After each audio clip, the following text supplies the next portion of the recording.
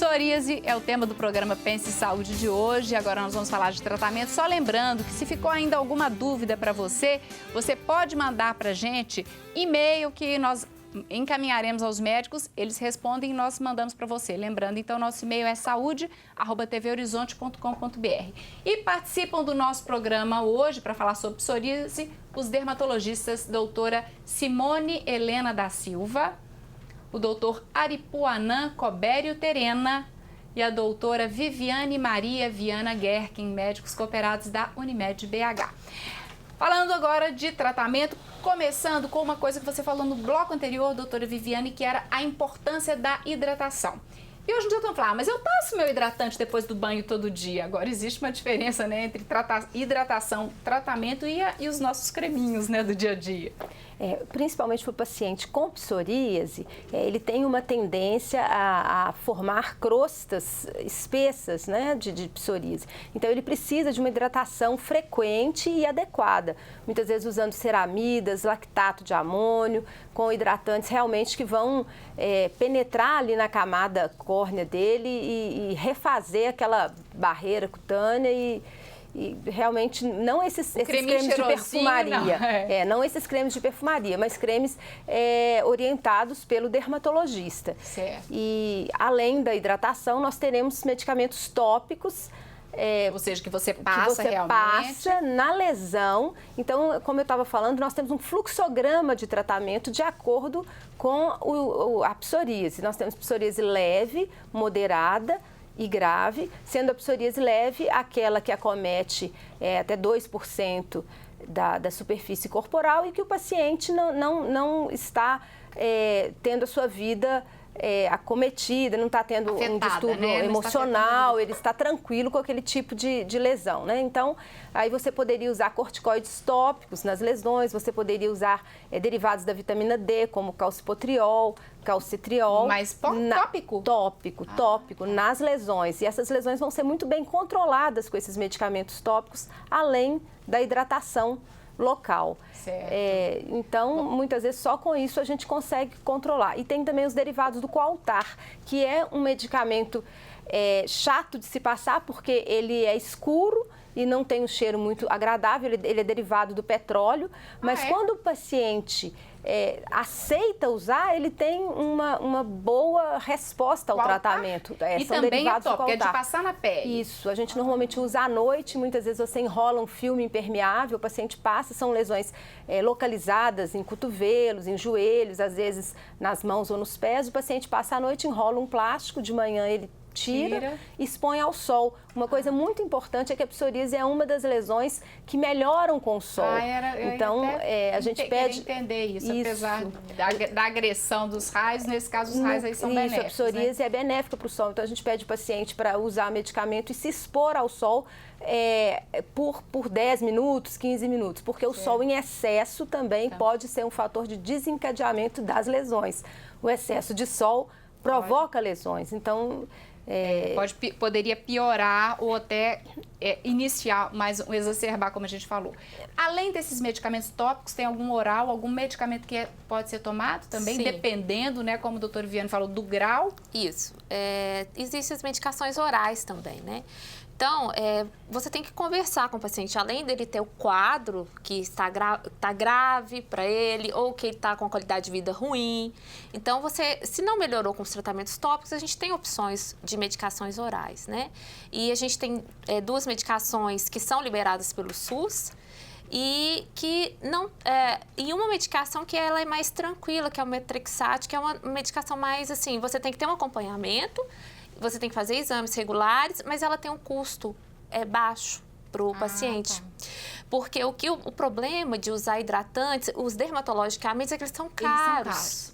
O próprio ceramidas, né, que a doutora Viviane falou, são hidratantes caros, São muito caros, né, no Brasil. Então, para essa população que tem que estar usando e frequentemente, onera muito o tratamento. Porque você vai usar uma pomada, vai usar um creme hidratante e muitas vezes, não tendo resposta, você vai passar por medicação oral também. E além disso, a gente tem a fototerapia, que pode ser só uma cabine, né, com radiação ultravioleta, que você pode só fazer a cabine ou tomar remédio e fazer a cabine.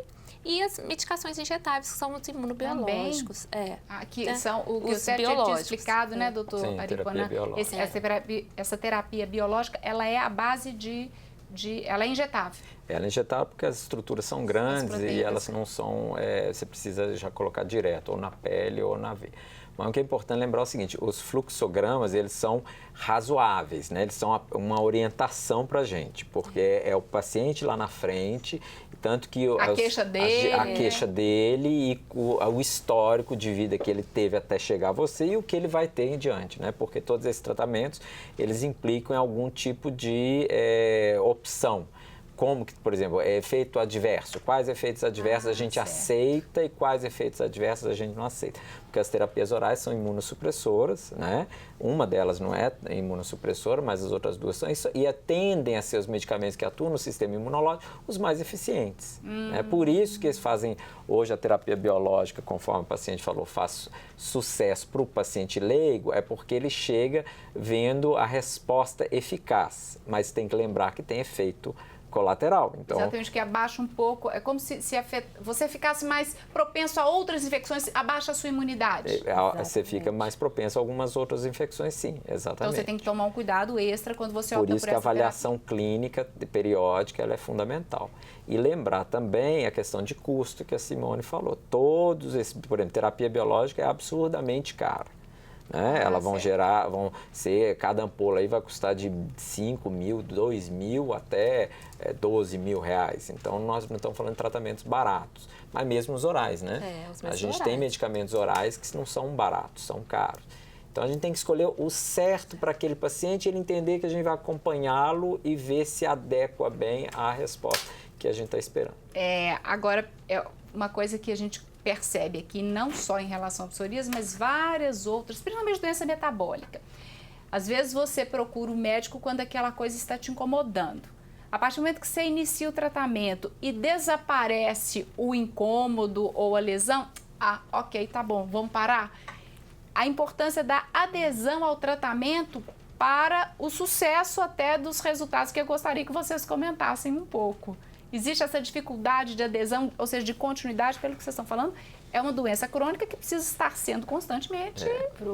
Mas eu valorizo muito o paciente. Muitos pacientes dizem que o problema é que ele não chega no médico que dá para ele essa orientação dessas opções. Então, nós aqui temos que ter a responsabilidade de entender que a gente tem que ver um paciente e não negligenciar a queixa dele.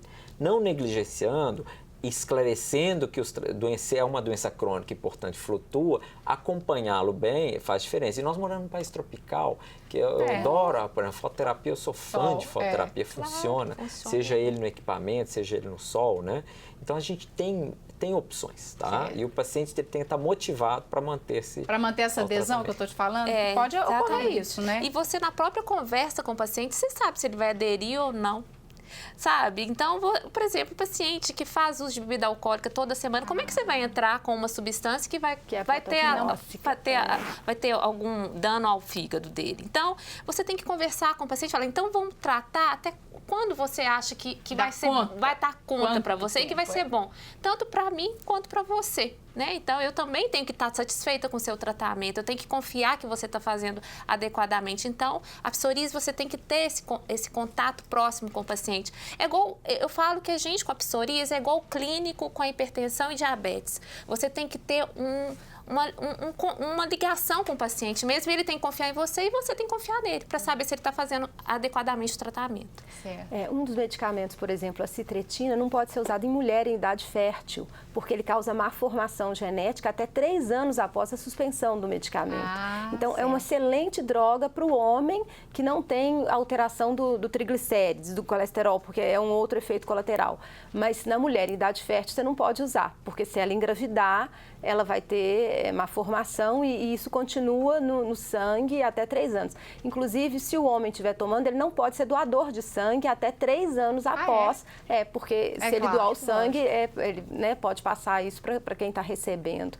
Ou seja, pode falar, pode finalizar. E mesmo nas terapias tópicas, uma coisa que eu esqueci de falar, que o paciente que usa o corticoide tópico para melhorar a sua lesão, ele pode ter o fenômeno de tafilaxia. O que é isso? Ele está melhorando, melhorou, mas de repente ele para de responder àquela medicação. Então ele fala, no começo eu usava e estava ótimo, agora eu estou usando e não responde mais. Por isso, muito na psoríase, a gente usa às vezes a terapia rotatória, você começa com um tipo de tratamento, depois você usa outro, depois você usa outro, ou até a terapia intermitente, pacientes que respondem bem, você suspende e acompanha, daí a pouco você volta.